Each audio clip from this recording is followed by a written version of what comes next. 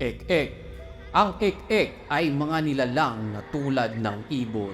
Sila ay mga taong may pakpak na naghahanap ng mga biktima sa gabi. Gustong-gusto nila ang laman at tugo ng tao.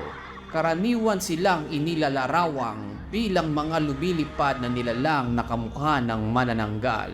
Ngunit hindi kayang hatiin ng kanilang katawan sa paraang ginagawa ng manananggal. Ang ek-ek ay nauugnay din sa wakwak dahil sa ilang katulad na katangian.